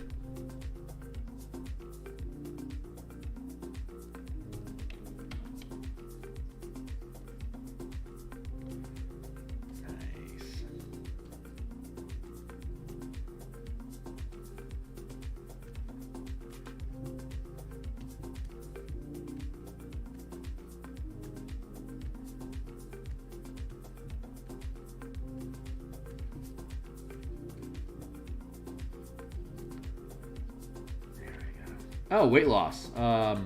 Cigarettes, weight loss. Losing weight was the same way. I was like 310 pounds at one point, and I made a similar commitment to lose weight, and I dropped down to 195 over the course of a year by having that same momentum buildup of like setting a date. Again, July 4th is my date of change, and I set up, I'm going to start reducing my calorie intake on that date. So eat whatever I want, enjoy it. Just every time I eat, recognize that I'm on a timer on this type of food, and like it was candy or whatever, Coca-Cola. And I've gotten back into drinking soda since then. I've packed on a little bit more weight as well, so that's something I need to go back and revisit. But it's fun. It's fun to set that timer in your own head. This needs like that.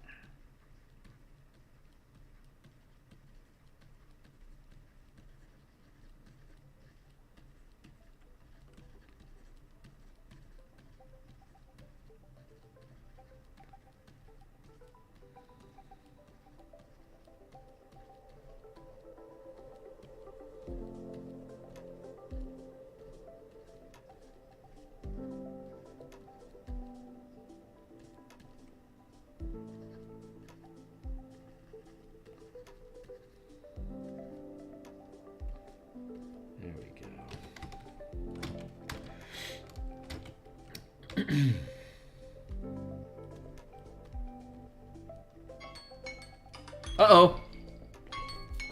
All right, I got time for one more kick, and then we're done. 7:40 here in Seattle, and I have my day job starts at 8, so it's 7:37 right now, so I can go through another 20 minutes here of putting some lighting in these puddles, and then I'll be done. So what that means is that, okay, great. So just to go over that again, be doing some Spelljammer text this evening from like it's almost 9, so like in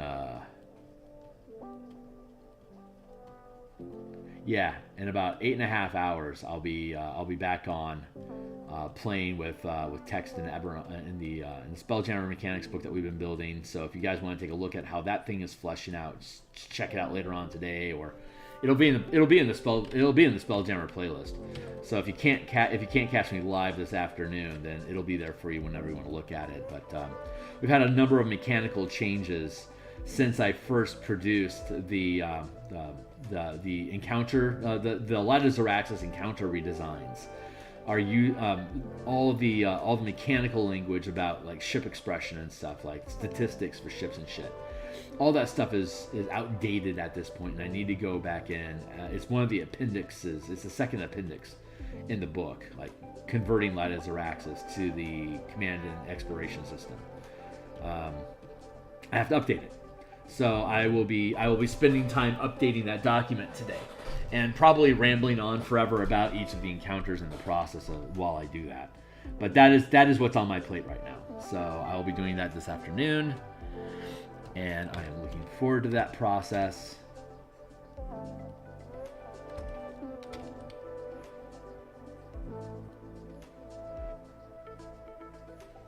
Which is why I'm doing Eberron. Normally I do Eberron Thursday evenings,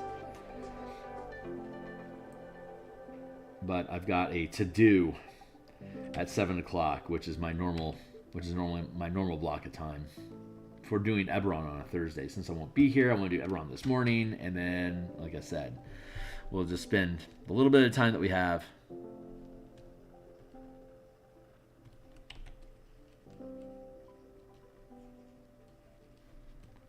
getting shit done.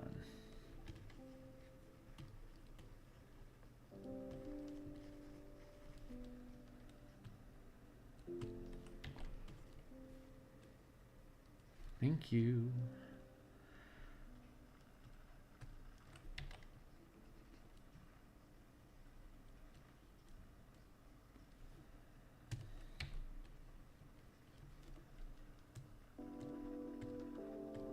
Acknowledged.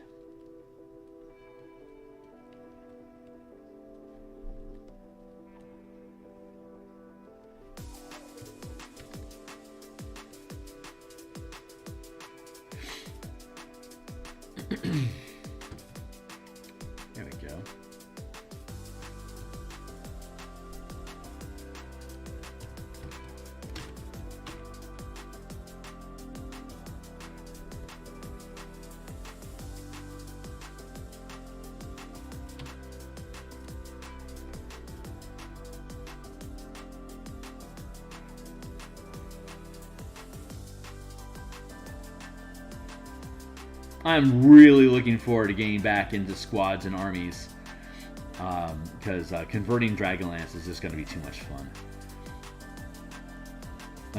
Like being able to, like, $20. Here's a supplement for $20 that means you don't have to buy the board game for $90.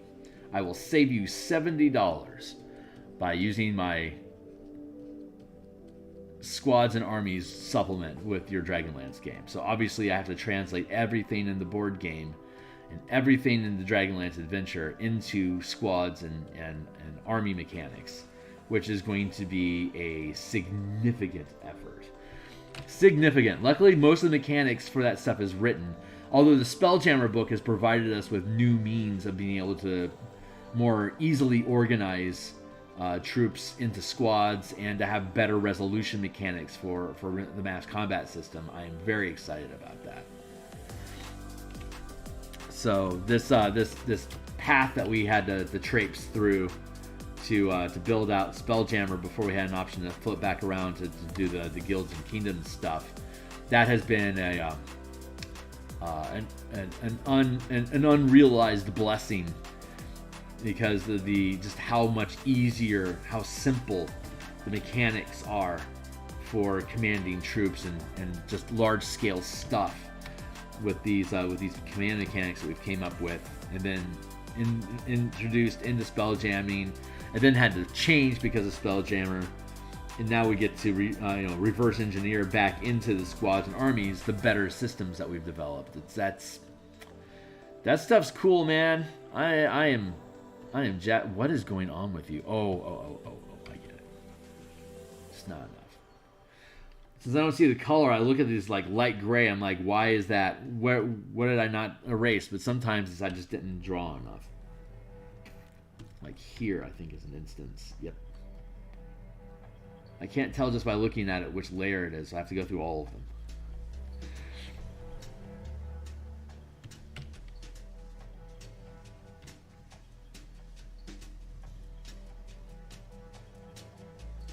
Hashtag flawed software. I don't know if that's a thing. I'll make it. That's dirt. I get you.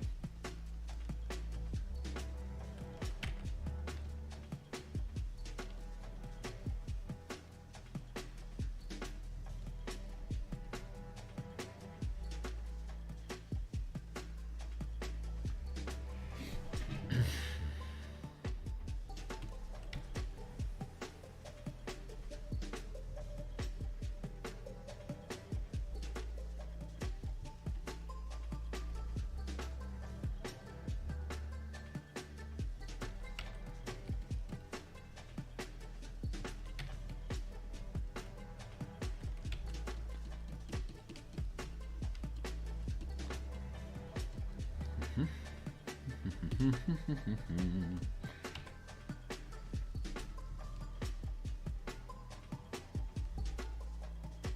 we go.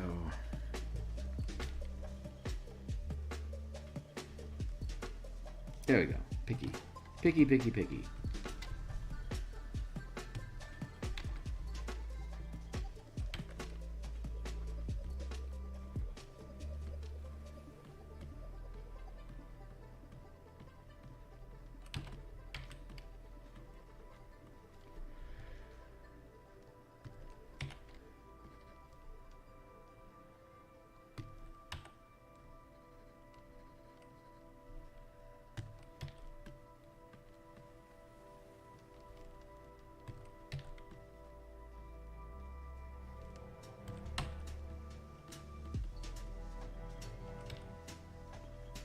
I'm pretty good at this.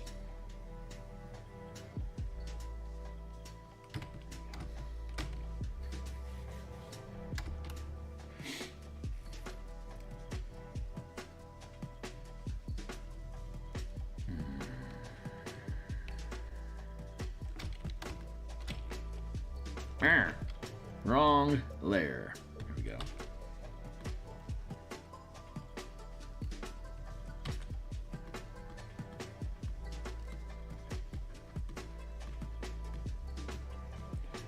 I don't know if I'm going to get through all these larger puddles.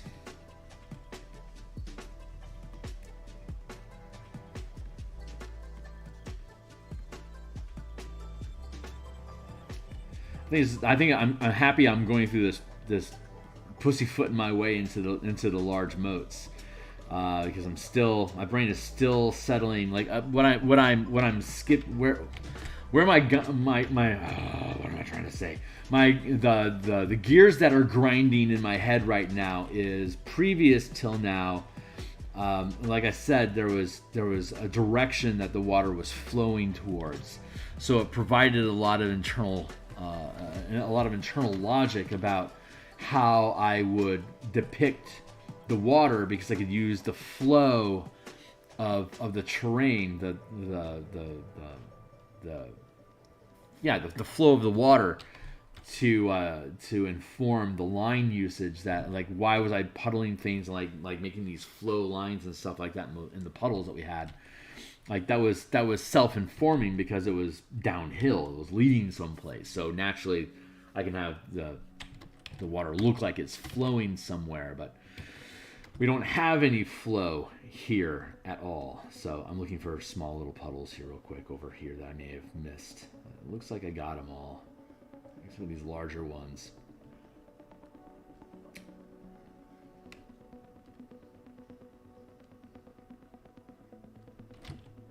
It's like this stretch through here is the only pieces I have left. And I'm not going to... I've still got 10 minutes. I might get them done. Where? Might. Heavy emphasis on might. That. There. There. Let's just do it like this. How about that?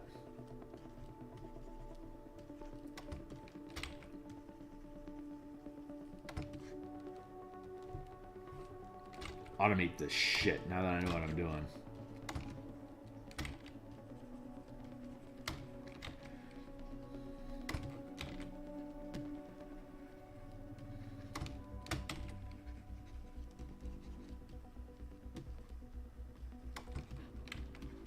Slow makes smooth. Smooth makes fast.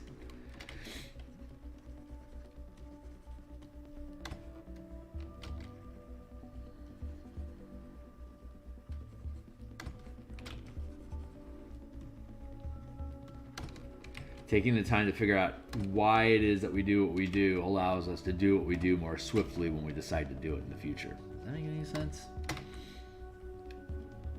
Like, if you don't take the time to move slowly to understand your own body movement, the way that things flow and process, whether it's your body moving or it's like a workflow, like at a job or like an assembly line or whatever it is that you're doing, if you don't understand the finite steps, the movements, the components of each action that you take, you can't really speed up that action because you don't understand why it is that you're taking the steps that you're taking. You can't improve upon the process because you don't understand the process. You understand the process by taking your time and studying the process slowly. And once you gain that information, that knowledge, that's when you can really speed stuff up.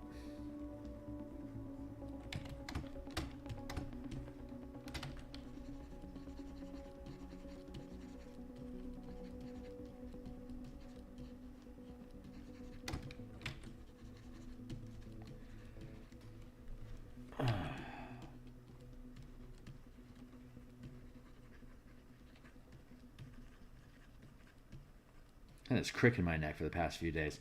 I did one of these things where I bent my neck and popped it by pulling my head with my arm. I need to stop doing that because that tends to like half the time when you need to pop, like if you want to pop your neck or something, half the time just because the muscles are tense, it's not like there's something wrong with the joint. And so if you forcibly self-correct like that, there's a good chance that you're hyperextending the muscle and it gets fatigued and it gets knotted even worse.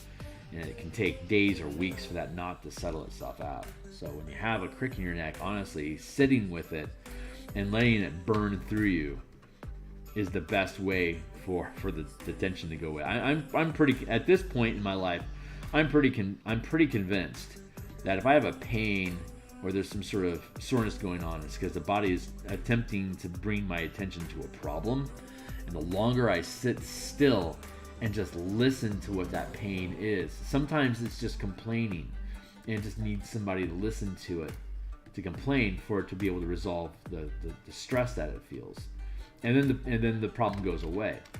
But if that's not an easy sort of fix solution, spending that time to listen to it will allow it to create those images in your mind about, like, what does it need you to change, or what is it waiting to have happen for it to feel safe and well again. And that can help guide decisions that you make about, like, the things that you eat, or like exercise that you do, or like going to bed tonight early. Like, the body can feed you that information if you learn to sit still and listen to it. The body has its own language that it's attempting to communicate to your mind with, and your mind doesn't automatically speak that language. It has to learn it, and it only learns that by being patient. Because the mind wants to speed things up. The mind moves so fast, it's constantly waiting for reality to catch up to it. It's like, we already did this in our head. Why hasn't it manifested in the real world yet? Hurry up, hurry up, hurry up, hurry up.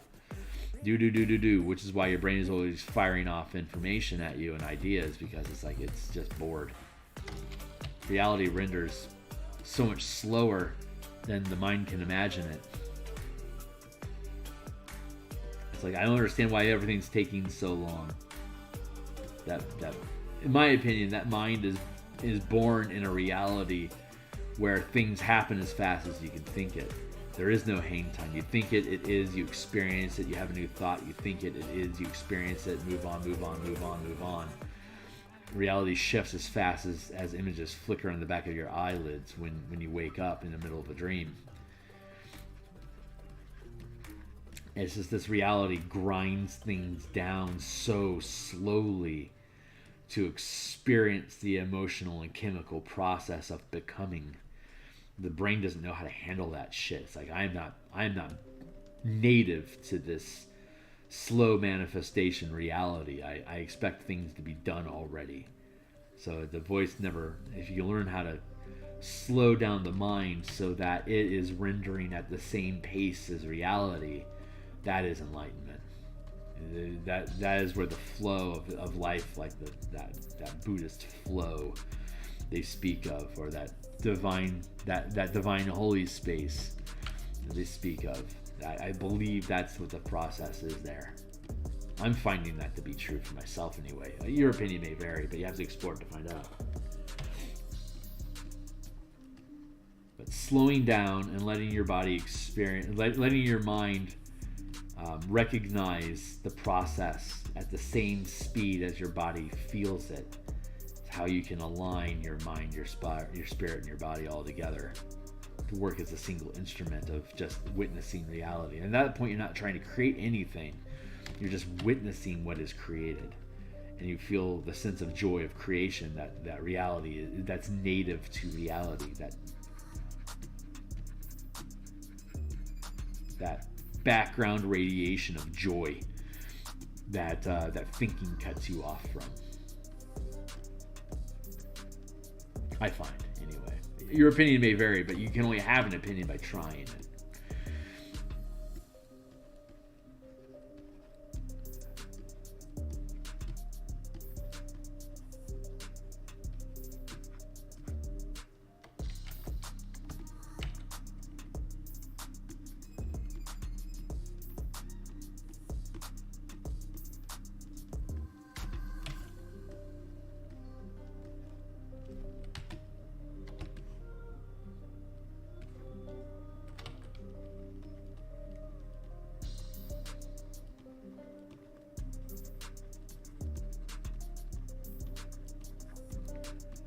Smudge work is almost done for these little puddles.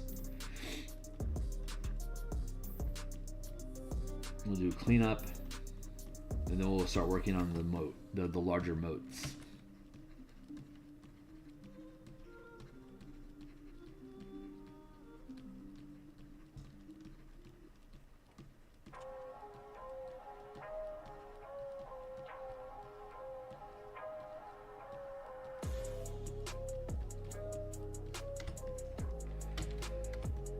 Dunzo.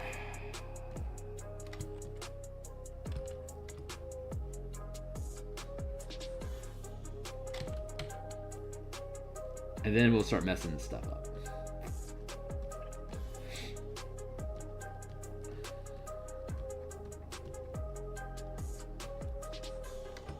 Not sure what tomorrow's gonna look like. I'm thinking probably tomorrow morning we'll probably do more of this. We'll have Spelljammer tomorrow. We'll have Spelljammer tonight. We'll probably be back doing Eberron tomorrow morning. Saturday we'll probably. I think Saturday is going to be Spelljammer asset production.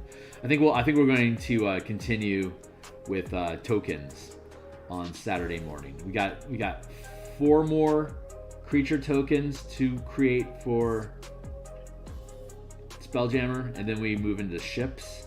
We got like 22, 23 ship tokens that we have to make.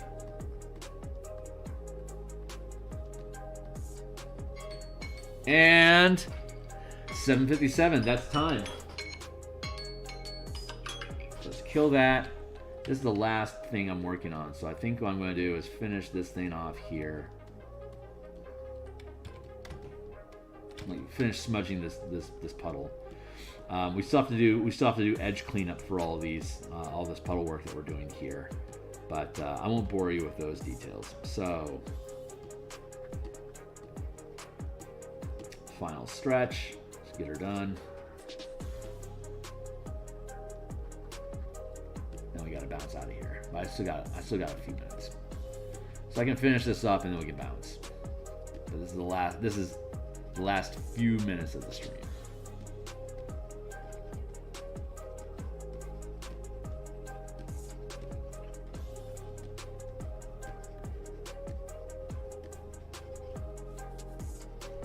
Yeah, anyone that's lurking or is catching the stream or whatever, like, subscribe, consume. Please check out a couple of the different playlists that I have of either art production or book development, and just do me a favor and just let a couple hours burn, so I can.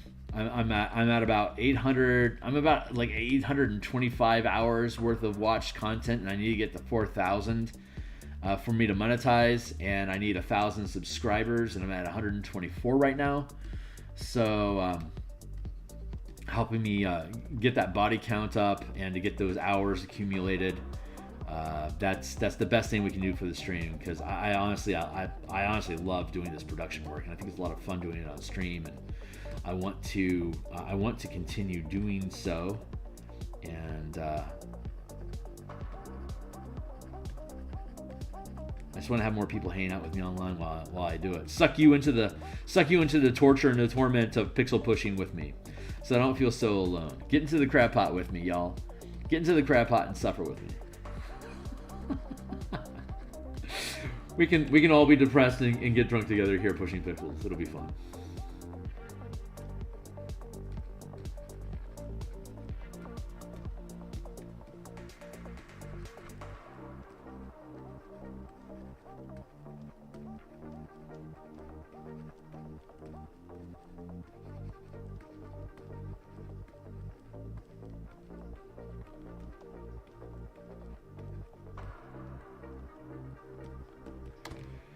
There, and okay, great. So there's that. Yeah, I'm finishing touches here. I won't bother you with the cleanup. I'll take care of the cleanup at lunch or something when I'm off stream. When I'm off stream, but in production. I don't do everything on stream, just daily. You gotta do your daily grind. You gotta get, you gotta do your daily quests. Log in the hours, get the thing done. Push. Keep pushing. That's a good base. So this is a good place to start. Next, I will be working on, when we come back on stream, we'll continue here and here and here and here and here and here and here. And as I get into these larger and larger pieces, I should start to be able to build these like little pools and start building that language for us to then be able to drive down to these smaller areas like here, to use whatever it is that we end up creating in these larger areas. We can then distill down into these smaller puddles, and then even into these little grave puddles. So scale up, scale down. It's kind of a theme in my design. So anyway, that's it for the day, guys. Thanks a lot for showing up. I'll be back in 9 hours to do some Spelljammer text development, and like, subscribe, watch hours of content. If you know where I'm at on Discord, shout out at me, say hey. If you want to keep updated about when these things go live, definitely subscribe and hit the bell for all notifications. But the other path is to follow me on Twitter. Whenever I go live, I post it on Twitter, so you can follow me on Twitter. And I will see you guys in about 9 hours. So see you then. Cheers.